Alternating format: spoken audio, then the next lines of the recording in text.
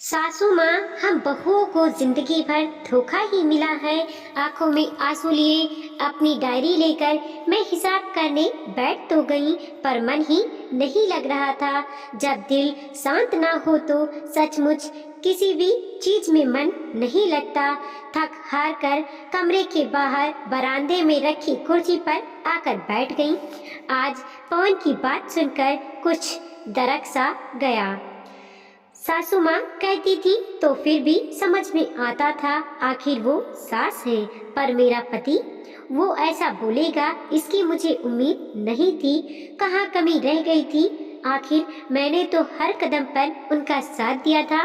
उनके सुख दुख में उनके साथ बराबर खड़ी रही। जितना मैं कर सकती थी उतना मैंने किया, और आज एक ही झटके में।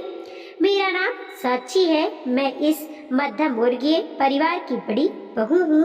मेरी शादी को लगभग 1.5 साल ही हुआ है। मेरे परिवार में है मेरी सास श्यामली जी, मेरे पति पवन, एक देवर समीर है जो अपने कॉलेज की पढ़ाई पूरी कर रहा है, और एक ननद भी है जिसकी शादी 1 साल पहले ही की है। मैं एक स्कूल में टीचर हूँ। हाँ, मेरी सैलरी इतनी ज़्यादा नहीं है, पर इतनी तो है कि मैं संतुष्ट हूँ और अपने पति के साथ कंधे से कंधा मिलाकर चल सकती हूँ। मुझे अपनी छोटी मोटी जरूरतों के लिए मेरे पति पर निर्भर नहीं होना पड़ता। मुद्दा कुछ भी नहीं था, पर उसे बड़ा बना दिया गया। मैं कल ही अपनी छोटी बहन की शादी से लौटी हूँ। मेरी छोटी बहन की शादी चटमंगनी पर ब्याह वाली थी। सगाई और शादी में महज 10 दिन का ही फासला था।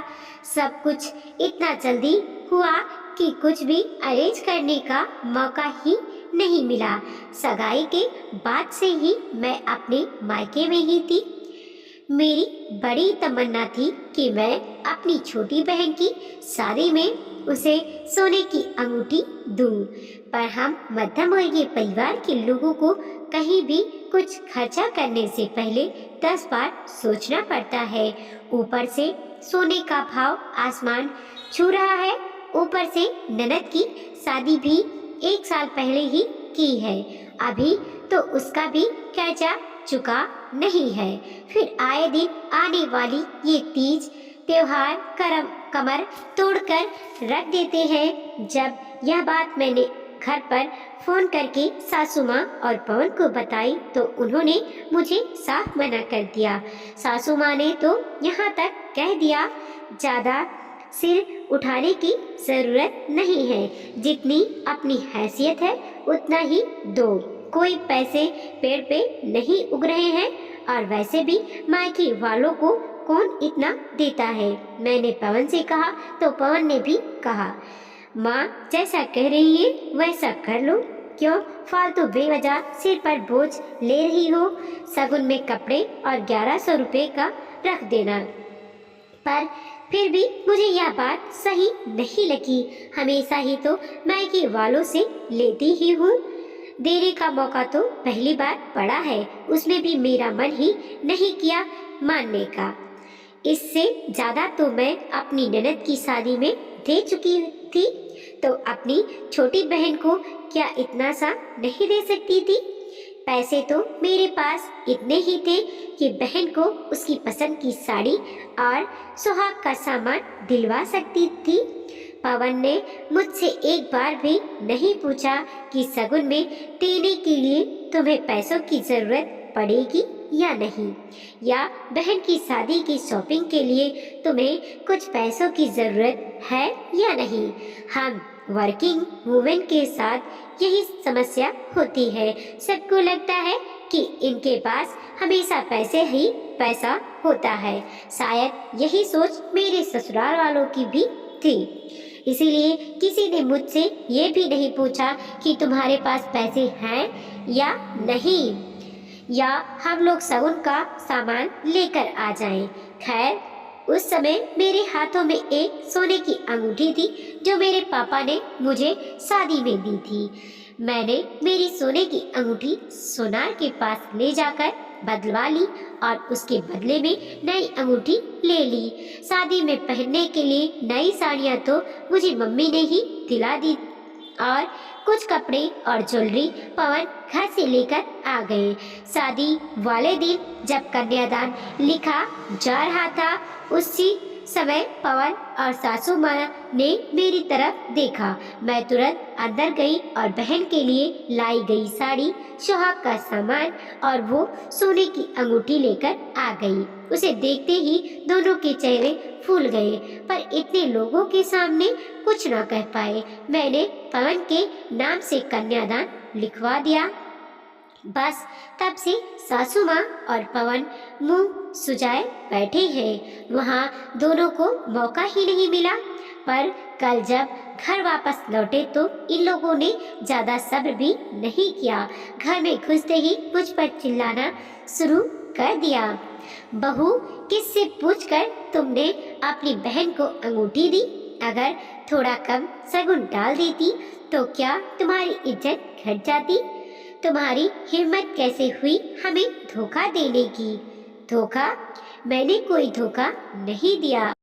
आपको वो अंगूठी तो मेरे ही थी, जिसे बदलवा कर मैंने अपनी बहन को दे दी। इसे धोखा नहीं कहते तो और क्या कहते हैं? जब एक बार मना किया था तो फिर ऐसी हरकत की ही क्यों? क्या पता और क्या क्या देकर आ गई होगी अपनी बहन को। हमारे पीठ पीछे हमारा घर यूं ही तो लुटाने के लिए नहीं है। मैंने कौन सा आपका घर लुटा दिया? आपने तो मुझे कोई पैसे नहीं दिए, पर मना तो किया था ना तुम्हें। फिर भी ज्यादा पैसे वाली बन रही हो क्या? ये मेरे पैसे और तुम्हारे पैसे क्या होते हैं? अब तुम तेरा मेरा भी करने लग गई हो। मुझे तुमसे ऐसी धोखे की उम्मीद नहीं थी। आपकी बात पवन ने कहा। सुनकर मैं बिल्कुल चुप रह गई और पवन चुपचाप घर के बाहर चले गए। पीछे से सासू माँ ने तंज कसा। तुम्हारे से दिनों में तो हमें घर में एक एक पाई का हिसाब देना पड़ता था और इन्हें देखो तो पति के साथ ही धोखा। ऐसा कहकर वह भी अपने कमरे में चलती बनी। पर अब यह बात दिल पर चुभ चुकी थी, इसीलिए अपने कमरे में आकर हिसाब किताब लिखने बैठ गई। पर मन ही मन नहीं लग रहा था।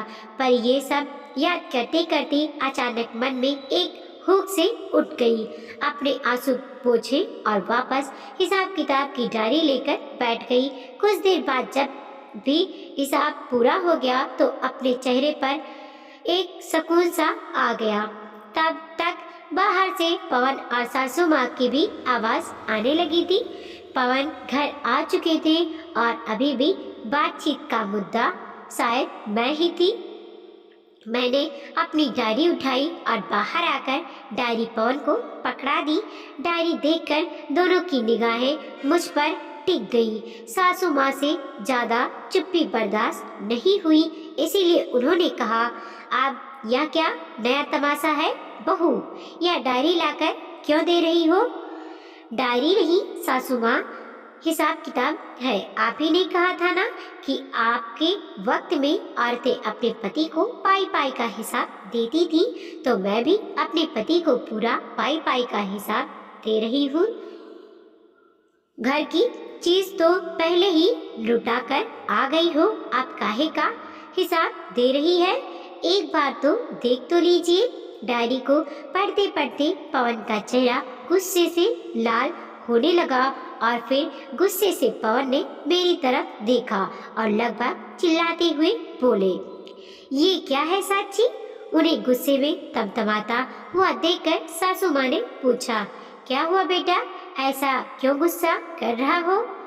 अपनी बहू से पूछो। सासू माँ ने मेरी तरफ देखा तो मैंने मुस्कुरा कर कहा, कुछ नहीं सासू माँ, मैंने अब तक का सारा हिसाब किताब बता दिया है, इसीलिए आपके बेटे को गुस्सा आ रहा है। मैंने मेरी बहन की शादी में एक सोने की अंगूठी क्या दे दी? आप लोगों ने तो मुझे धोखेबाज की उपाधि ही दे दी, जबकि वह अंगूठी भी मेरे पापा ने मुझे मेरी शादी में दी थी। इसीलिए आपको हिसाब किताब देना बहुत जरूरी हो गया है। आप बताइएगा कि असल धोखेबाज कौन है? जब मैं शादी होकर आई थी तब मेरे दहेज का सारा सामान और कुछ गहने मेरी ननद को दे दिए गए थे। तब मैंने तो कुछ नहीं कहा, क्योंकि आपके अनुसार वो तो मेरा फर्ज था। पर आज मेरा अंगूठी देना आपको धोखा लग रहा है। हर तीज त्योहार पर आपकी बहन के लिए मैं शगुन खरीद कर लाती हूँ, वो भी अपनी सैलरी से। पर वो तो मेरा फर्ज है।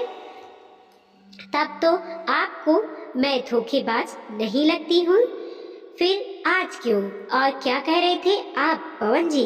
क्या तेरा मेरा लगा रखा है? आपकी बहन को मैं अपना मानती हूँ और आप मेरी बहन आपकी कुछ नहीं। अगर मैंने अंगूठी दी तो वहाँ पर भी कन्यादान में मेरा नाम नहीं बल्कि नाम आपका लिखा गया था। मान सम्मान आपका और आपके परिवार का बढ़ा, फिर भी मुझे धोखेबाज करार दे दिया। अगर मेरा अपनी बहन को अंगूठी देना धोखा है तो अपने ससुराल के मान सम्मान के बारे में सोचना धोखा है। तो माफ कीजिएगा पवन जी, हम औरतें तो पूरी जिंदगी भर धोखा खाती हैं और वो भी खुशी खुशी, क्योंकि हम अपने हिस्से की कई चीजें तो खुशी खुशी अपने ससुराल वालों पर न्यौछावर कर देते हैं। हमें लगता है कि हमारा घर है, पर हमें क्या पता था कि हमें तो खुशी खुशी धोखा दिया जा रहा है और हम खुशी खुशी धोखा खा रहे हैं। कहते कहते मेरी सांस फूलने लगी थी, आंखों से आंसू गिरने लगे थे। पति अपने गर्दन झुकाए खड़े थे और सासू माँ ने भी कुछ नहीं कहा। पर इतना मुझे अच्छे से पता था कि आज के बाद मुझे धोखेबाज बोलने से पहले ये लोग 10 बार जरूर सोचेंगे। और ये असल में हुआ भी। उन्होंने कभी इस मुद्दे को दोबारा नहीं छेड़ा। वीडियो को लाइक कीजिए, कमेंट कीजिए और अपने दोस्तों के साथ जरूर शेयर कीजिए। चैनल पे नए हैं प्लीज़ सब्सक्राइब कीजिए और देखते रहिए मोटिवेशनल स्टोरी। मिलते हैं और एक नई कहानी के साथ।